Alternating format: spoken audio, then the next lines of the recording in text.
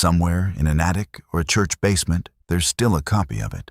A small paperback with soft, water-stained pages, the kind of book Catholic children in America memorized by rote from 1885 all the way until the late 1960s. It's called the Baltimore Catechism, and if you ask it a very simple question, who is punished in hell, it gives you a very simple answer. Those who die in mortal sin, it says, are deprived of the vision of God and suffer dreadful torments, especially that of fire, for all eternity. No hedging, no footnote about metaphor. Just fire, forever. That is not an outlier.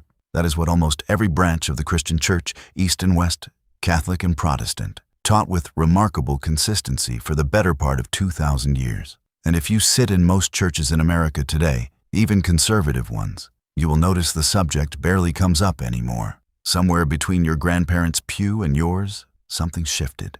We are going to find out what actually changed, when it changed, and just as important, what did not. Start with how old this doctrine actually is, because that is where people get it most wrong. Some popular writers today claim eternal conscious torment was smuggled into Christianity late, mostly by Augustine of Hippo in the 5th century. It is a tidy story. It is also not quite true.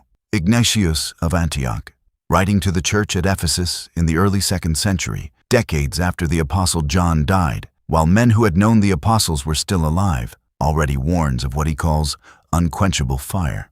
The account of Polycarp's martyrdom, written around the year 155, uses the same language, a fire that is eternal, that never goes out. This is not a 5th century invention. It is there almost from the beginning. But here is where your grandparents' story gets its parentheses. The early church was not of one mind. In the Greek-speaking East, a real and respected minority tradition ran alongside it. Origen of Alexandria taught that in the end, all rational creatures, even the devil, would be restored to God. Gregory of Nyssa, not a fringe figure but one of the most honored theologians of the 4th century, a man whose orthodoxy on the Trinity is unquestioned, held something very close to the same view. Church authorities did eventually move against Origen's teaching. Anathemas condemning it circulated by the mid-6th century.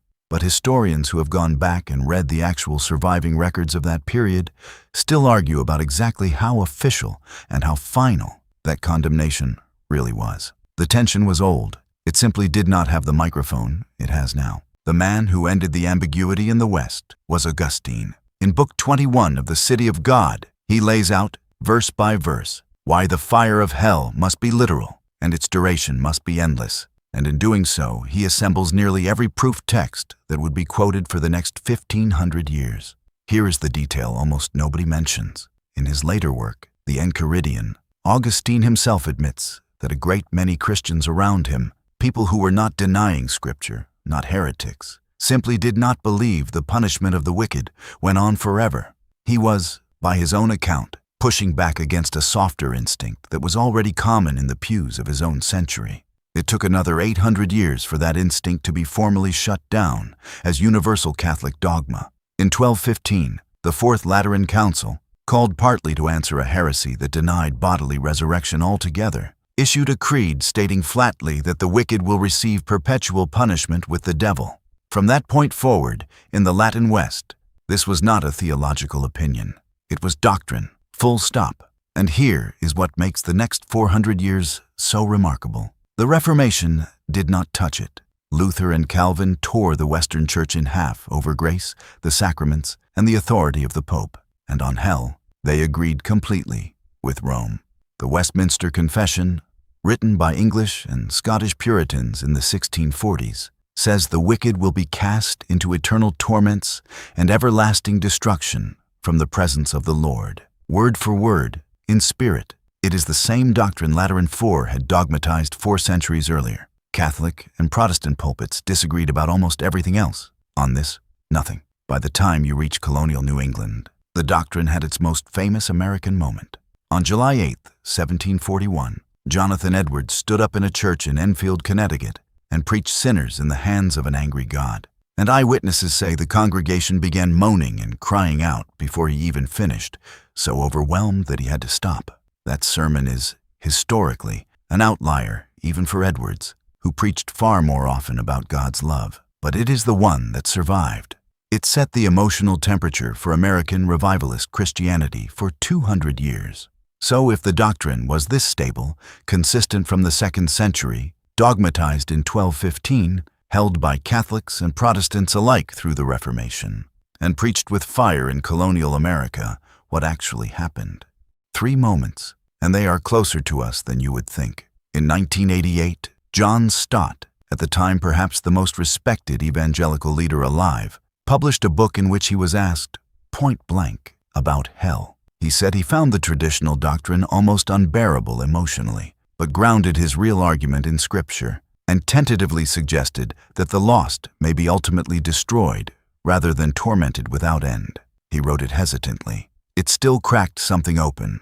Other serious evangelical scholars followed him partway. 11 years later, on July 28, 1999, Pope John Paul II devoted his weekly public audience in Rome to hell and told the crowd it is better understood not as a physical place, but as a state, the condition of someone who has freely and finally separated themselves from God. He did not rewrite the catechism. It still says eternal fire to this day. But the tone millions of Catholics heard from the pulpit had visibly softened from what their grandparents memorized in that little paperback book. And then, in February of 2011, it stopped being quiet altogether. A promotional video for Rob Bell's book, Love Wins, started circulating, and Pastor John Piper responded with 2 words on Twitter, "Farewell, Rob Bell." The controversy that followed was the loudest public argument about hell American Christianity had seen in a century. Here is what the actual numbers say happened next, and it is not what you would expect.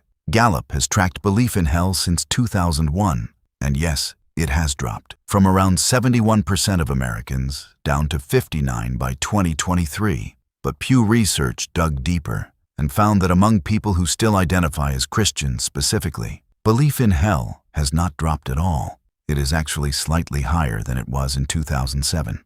The national number is falling almost entirely because fewer Americans go to church in the first place. The people still in the pews never really let go. So which is true?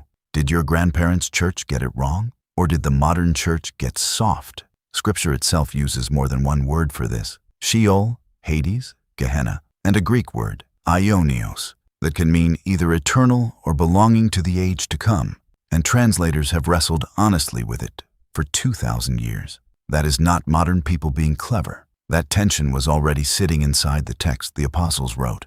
Maybe that is the real story here.